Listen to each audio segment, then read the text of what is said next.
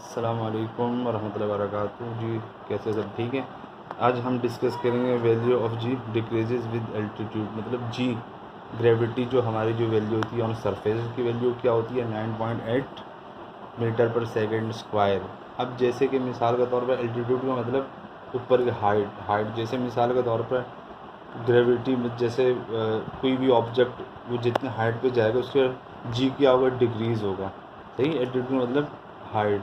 अब हमें इसको प्रूफ करना है कि जी क्यों ऊपर की तरफ एल्टीट्यूड की तरफ जाते वक्त कम क्यों हो रहा है, वजह क्या है, इसको हम प्रूफ करेंगे। सबसे पहले मैं इसको ये लिखा हुआ है, इसको मैं थोड़ा सा मैं पढ़ लेता हूँ, फिर उसके बाद मैं आपको समझाता हूँ। ये लिखा हुआ है consider a body mass m जो है ये आपको एम नज़र आ रहा है, सरफेस के ऊपर रखा हुआ है। Place on the surface of earth लिखा हुआ है। If M E be the mass of earth, जो एम ई क्या है, मास ऑफ अर्थ है इसका। सही है। आर क्या रेडियस ऑफ अर्थ है।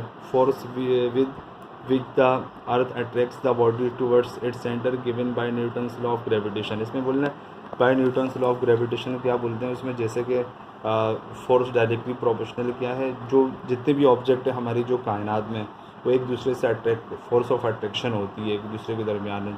Force of attraction directly proportional होती है किसके, उनके मासेस के, m1 m2 आप मिसाल लेना है। और इस तरीके से इन्वर्सली प्रोपोर्शनल क्या होती है, रेडियस से स्क्वायर। अब हम इसको प्रूफ करते हैं, या मैं प्रूफ करना बता देता हूँ, ये थोड़े डायग्राम भी बना देता हूँ आपके लिए। मैंने ये की डायग्राम इस तरीके से, ये मास ऑफ, इसका नाम मैंने दिया मास ऑफ अर्थ। यहाँ से यहाँ तक डिस्टेंस क्या बोलेंगे, रेडियस ऑफ अर्थ। सही है। अब यहाँ ऑब्जेक्ट है, इसका मैंने नाम इसको बोलेंगे मास। बात समझ में आ गई। यहाँ से यहाँ तक ये एम ई हो गया, मास ऑफ अर्थ, इसका मैंने मास ऑफ अर्थ रखा। रेडियस से क्या बोलेंगे, रेडियस ऑफ अर्थ। और एम का जो ऑब्जेक्ट है जो हमने सरफेस के ऊपर रखा है इसको क्या बोलेंगे, मास बोलेंगे। मास इसका रेडियस क्यों नहीं है, जैसे मिसाल के तौर पर जो हमारी अर्थ बहुत बड़ी है, इसके ऊपर जो ऑब्जेक्ट होगा उसकी कोई इतनी ख़ास वैल्यू रेडियस नहीं हो सकती। जैसे मिसाल के तौर पर आपको एक मिसाल देना चाहूँगा कि जैसे कि आप समंदर में जाएँ या कोई बहुत ज़्यादा जहाँ पानी हो समंदर में, अब एक दो बाल्टी डाल लें तो उसमें कोई फ़र्क पड़ेगा तो नहीं। इस तरीके से जो ये मास है इसकी कोई रेडियस नहीं होगी, अर्थ बहुत बड़ी है, इसके सामने से कोई वैल्यू नहीं होगी। अब हम शुरू करते हैं अकॉर्डिंग टू, यहाँ से शुरू करता हूँ मैं, अकॉर्डिंग टू यूनिवर्सल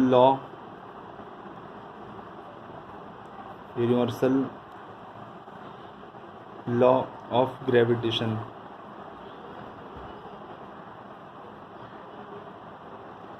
ये किसके बराबर होता है, F equal to G m1 m2 upon R square. इसमें क्या बोलना है, जो according to universal law of gravitation क्या बोलते हैं, जितनी भी ऑब्जेक्ट हमारे पाई जाती है आप उसकी आपस में फोर्स ऑफ अट्रैक्शन होती है, वो किसके डायरेक्टली, जो force of attraction directly proportional किसके हैं, उसके मासेस के, और इन्वर्सली प्रोपोर्शनल किसके हैं, उसके जो स्क्वायर है रेडियस से स्क्वायर। अब हमें इसको हम यहाँ मैं पुट करता हूँ, ये एफ जी अपनी जगह, m1 की जगह मैं m e लिखता हूँ, मास ऑफ अर्थ। सही है। और m2 की जगह मैं मास ऑफ ऑब्जेक्ट लिख लेता हूँ यहाँ, और r की जगह r रेडियस ऑफ अर्थ का स्क्वायर। अब अभी समझ में आ चुका।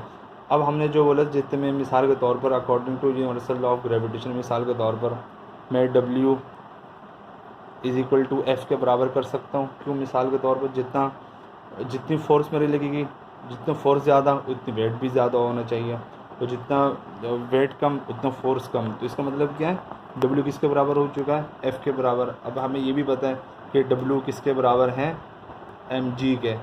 अब मैं यहाँ mg लगा सकता हूँ, इस तरीके से मैंने लिखा mg। सही है। g लिखा मैंने, m e क्या हो गया, r e स्क्वायर। सही है। अब m से मिसाल के तौर पर m अगर नीचे यहाँ डिनोमिनेटर में आ जाएगा तो क्या m से m कैंसिल हो जाएगा, है ना, हो जाएगा कैंसिल। तो मैं डायरेक्ट ही काट लेता हूँ यहाँ से, कोई मसला, इसको मैंने काट दिया, नीचे आएगा वैसे ही कैंसिल होगा, हमने डायरेक्टली इसको तो कैंसिल आउट कर दिया। इसके बाद जी m e हो गया। सही है। Upon r e square. इसको हम देखते हैं क्वेश्चन नंबर 1। अब ये किसके जी आया, जब जो ऑब्जेक्ट हो ऑन सरफेस हो, सरफेस के ऊपर हो, और वहाँ से मास ऑफ अर्थ तक रेडियस जो फासला है हमारा, इसके जी आया, सही है, सरफेस के जी आया। अब हमें एक और मैं डायग्राम यह बनाऊँगा, ये देखिए इस तरीके से मैंने ये डायग्राम बनाई, इसको बोलेंगे मास ऑफ अर्थ, वैसे का वैसा, सही है। इसको यहाँ से यहाँ तक जो सेंटर से लेकर रेडियस ऑफ अर्थ हो गया। अब मिसाल के तौर पर जो ऑब्जेक्ट ऊपर हाइट पर है ये, सही है, ये हाइट होगी यहाँ से यहाँ तक, इसका कोई ना कोई हाइट होगी, पता है ना, कोई ना कोई हाइट, हमें पता नहीं क्या हाइट है। जो पहला ऑब्जेक्ट सरफेस के ऊपर, दूसरा हाइट के ऊपर। अब यहाँ से यहाँ तक इसको क्या बोलेंगे, इसको हम बोल सकते हैं आर ई प्लस एच बोल सकते हैं इसको हम, क्योंकि हाइट के ऊपर चले गए, इसके साथ मैंने प्लस कर दिया। अब बिल्कुल इसी तरीके से हम इसको यहाँ पुट कर देंगे। मिसाल के तौर पर मैं बताता हूँ आपको, मैं डायरेक्टली जी लिखता हूँ यहाँ, जी, सही, उसके बाद जी एम ई, और अपॉन किसके बराबर है, आर ई प्लस एच के स्क्वायर के बराबर। इसको मैं इक्वेशन नंबर क्या दे दूँ, 2, सही है, इक्वेशन नंबर 2 मैंने दे दिया इसको। अब इसके बाद क्या करना है, इसके बाद क्या करना है, डिवाइडिंग, हाँ, इसको मैं क्या करूँगा, यहाँ एच लगाऊंगा, सही है, किसकी, वही ये हाइट की, ग्रेविटी किससे निकलेगी, हाइट की। मैं यहाँ एच लगाना ज़रूरी है, वरना ये भी कैंसिल आउट हो जाएंगे, सही है।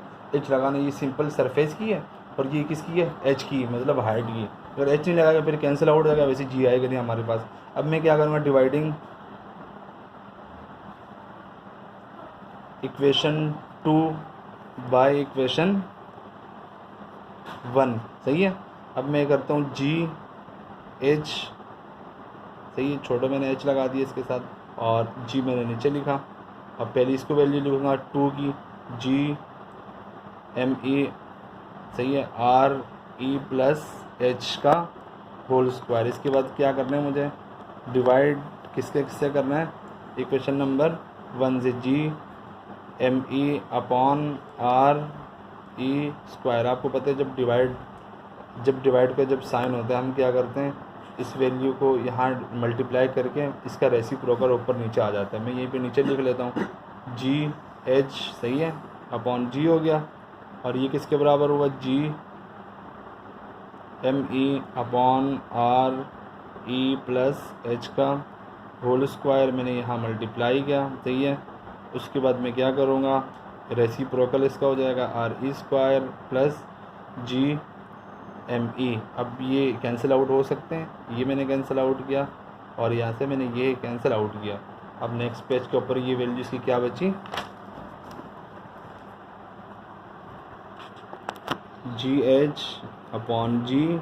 अब यहाँ से देख लेते हैं वैल्यू क्या है, आर ई स्क्वायर हो जाएगा, और are E plus are E square, और क्या हो जाएगा, आर ई प्लस एच का होल स्क्वायर। बात आगे समझ में। अब आगे मुझे क्या करना है, अब मुझे जो आर ई स्क्वायर इसको हटाना है, इसको रिमूव करना है यहाँ से, सही है।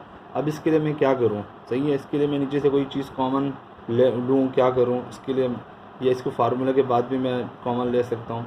तो इसके लिए मैं क्या करूँगा, कोई कॉमन यहाँ से आ नहीं रहा, आर स्क्वायर आ नहीं रहा, मैं क्या कर सकता हूँ, यहाँ पर लिख के बता रहा हूँ। इसके बाद अगर मैं आर ई मिसाल के तौर पर यहाँ ऐड करूँगा, यहाँ पर, सही है, आर ई मल्टीप्लाई इससे करूँगा, तो आपको पता है जो चीज़ मल्टीप्लाई हम करते हैं उसको डिवाइड भी करते हैं, और जिसको हम प्लस करते हैं उसको हम क्या करते हैं, माइनस भी करते हैं। अब मिसाल के तौर पर मैं आपको बता देता हूँ, मिसाल के तौर पर आर ई स्क्वायर अपनी जगह, are E plus R E H, सही है, और अपॉन क्या हो जाएगा, आर ई। मैंने मल्टीप्लाई किया इससे और डिवाइड भी कर दिया। अब मैं इसको काट दूँगा, 1 आ जाएगा। तो हमारी इक्वेशन के ऊपर कुछ फ़र्क पड़ा है इसके बारे में मैंने लगाने से, कुछ फ़र्क पड़ा है, नहीं पड़ा। तो हम ये हमारा फ़ायदा हो जाएगा। यहाँ से क्या हो जाएगा, जी एच अपॉन जी, उसके बाद आर ई स्क्वायर अपनी जगह, मिसाल के तौर पे ये आर ई स्क्वायर होगा, सही है, ये भी आर ई स्क्वायर होगा। बात आ गई, स्क्वायर ऊपर लगा हुआ है। इसको मैं क्या करता हूँ, यहाँ से आर ई स्क्वायर मैंने यहाँ से कॉमन लिया, सही है, तो यहाँ क्या बचा, आर ई स्क्वायर मतलब पूरा बाहर चला गया, बचा गया 1। बात आ गई समझ में। अब दूसरा क्या है, आर ई स्क्वायर ये बाहर आ गया, सही है, मैं लिख रहा हूँ एच अपॉन आर ई, डिनोमिनेटर का अपनी जगह रहा, मैंने यहाँ स्क्वायर लगा दिया, सही है। और ये से ये क्या हो गया, ये कैंसिल आउट हो गया। अब बच्चा क्या, ऊपर 1, सही, जी एच अपॉन जी, और मैंने यहाँ लिखा ऊपर 1 और नीचे मैंने लिखा 1 प्लस एच अपॉन आर ई का होल स्क्वायर। अब भी आपको पता है फार्मूले के तहत हम इसको पुट कर सकते हैं, सही है। मैं लिख रहा हूँ यहाँ फार्मूला ए प्लस बी का होल स्क्वायर किसके बराबर है, ए स्क्वायर प्लस 2ab और प्लस बी स्क्वायर। अब मैं यहाँ कर रहा हूँ जी ग्रेविटी ऑफ हाइट और सिंपल सरफेस ग्रेविटी ये हो गई, सही है। 1 मैंने अपनी जगह लिखा और उसके बाद मैंने लिखा 1 का स्क्वायर, उसके बाद 2a किसके बराबर है, 1 के बराबर है, b किसके बराबर है, h अपॉन आर ई के बराबर है, और इसके बाद h b किसके बराबर हो गया, आर ई का होल स्क्वायर के बराबर हो चुका, सही। उसके बाद क्या करना है, सही, इसको अभी एडजस्ट करना है, अरेंज करना है, सही है। 1 अपनी जगह, सही है, 2h अपॉन आर ई, सही। इसके बाद क्या हो गया, h स्क्वायर अपॉन आर ई का स्क्वायर। अब इसमें आपको मैं बात बताना चाहूँगा, समझने वाली बात में यहाँ थोड़ा सा इसको समझा रहा हूँ। जैसे मिसाल के तौर पर मुझे 3 की टेबल से 2 से अगर मल्टीप्लाई करना है, क्या आएगा, 6 आएगा। अब 3 को मैं 3 से मल्टीप्लाई कर रहा हूँ, क्या आ रहा है, 9 आ रहा है, सही है। अब 3 को मैं 4 से मल्टीप्लाई कर रहा हूँ, क्या आ रहा है, 3 4 12 हो जाएगा। अब आपने नोट की, अब 3 को जितने छोटे टेबल से मैं मल्टीप्लाई कर रहा हूँ, क्या आ रहा है, उतना छोटा नंबर आ रहा है। 3 को मैं 3 से जब मल्टीप्लाई कर रहा हूँ, बड़ा नंबर आ रहा है। इस तरीके से मैं 3 को, सही है, 0.1 से अगर मल्टीप्लाई करूँ, क्या आएगा, मिसाल के तौर पर 0.3 इसका आंसर आएगा। इसका मतलब क्या हुआ, 3 को मैं जितने छोटे नंबर से मल्टीप्लाई करूँगा उतना छोटा नंबर आ रहा है, सही है। अब यहाँ ये समझने वाली बात ये है कि अब देखो 2h मतलब हाइट क्या होगी, रेडियस ऑफ अर्थ के सामने कुछ भी नहीं होगी। आपको पता है रेडियस ऑफ अर्थ कितना है, अर्थ का हम उसको अंदाज़ा नहीं कर सकते, और जो हाइट है वो काफ़ी कम है। इसका मतलब क्या, जो ये वैल्यू कम है और ये ज़्यादा है, लेकिन ये वैल्यू क्या हो जाएगी, कम होती रहेगी। अब एक और मैं मिसाल दे रहा हूँ, जैसे मिसाल के तौर पर 2 का मैंने स्क्वायर किया, क्या आ रहा है, 4 आ रहा है। अब 3 का मैंने स्क्वायर किया, 6 आ रहा है। अब मैं जिसके ऊपर जो स्क्वायर कर रहा हूँ वो बढ़ती जा रही है। अब मिसाल के तौर पर कैलकुलेटर, अब मिसाल के तौर पर 0.1 का मैं स्क्वायर करूँगा तो क्या आएगा। अब मैं दिखा देता हूँ आपको मिसाल के तौर पर। अब मैं कर रहा हूँ 0.1 का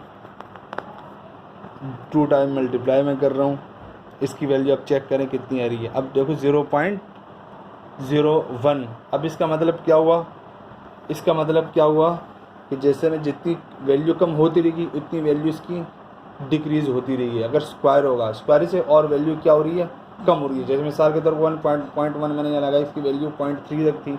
अब मैंने जब 0.1 जब यहाँ लगाया, इसकी जब मैंने स्क्वायर किया और इससे ज़्यादा कम होती रही, सही है।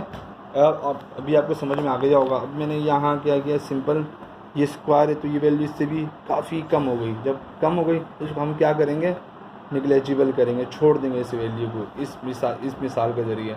अब 0.01 का स्क्वायर करेंगे, इससे भी और छोटा आता रहेगा, काफ़ी छोटी वैल्यू आएगी। तो मतलब क्या, ये स्क्वायर जब इसके ऊपर लग गए थे और छोटी वैल्यू हो गई, तो इसको हम क्या करेंगे, एज मैंने लिखा एज, सही है, H square upon R E square is negligible,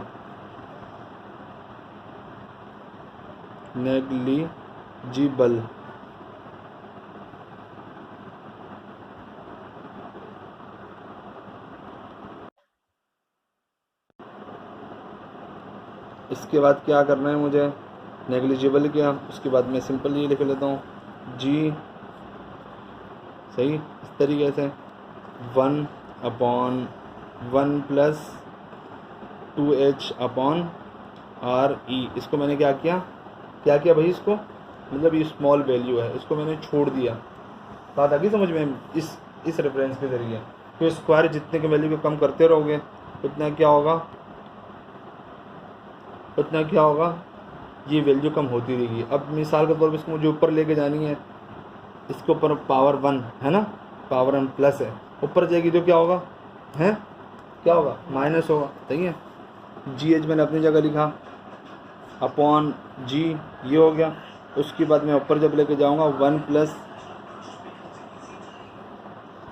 2h upon किसके बराबर है, आर ई, और पावर किसके है, -1 हो गया। मैं क्या कर रहा हूँ, नीचे से मैं ऊपर लेके जा रहा हूँ तो -1 हो जाएगी, पता है आपको।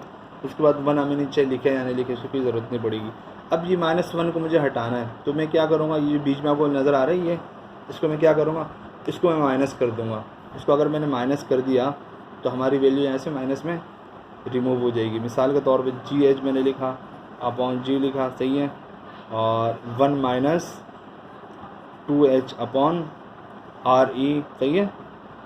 अब क्या हो गया, ये यहाँ से माइनस, ये इसकी जो -1 चला गया। अब G को मैं यहाँ से ऊपर, ये नीचे डिवाइड हो रहा है, सही, ऊपर जाके यहाँ = के बाद मल्टीप्लाई से हो जाएगा, ये सिंपल इज दैट, सही है। GH, सही है, मैंने लिखा, ये नीचे लिख लेता हूँ GH। अब क्या है, G 1 - 2h अपॉन RE। बात आ गई समझ में, ये हमारा क्या हो गया, हमने इसको प्रूफ कर दिया। अब मिसाल बता रहा हूँ इसको किस तरीके से अप्लाई करना है। G की वैल्यू आपको पता है तकरीबन ऑलमोस्ट 10, 9.8, 10 हो गई। 1 अपनी जगह, -2 अपनी हाइट मतलब मिसाल 4 रख रहा हूँ मैं, यहाँ 4 रखी। RE की जो अपनी जो कांस्टेंट वैल्यू थी हमने वो पुट कर दी।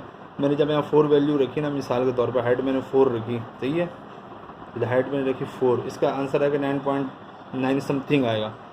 अब मिसाल के तौर पर यहाँ से मैं जितनी वैल्यू इसकी जब इंक्रीज़ करता रहूँगा तो क्या होगी, इसकी वैल्यू कम आती रहेगी। जैसे मैंने 4 की जब 8 करूँगा तो 9.8 नहीं आएगी, 2 पॉइंट समथिंग आ जाएगी।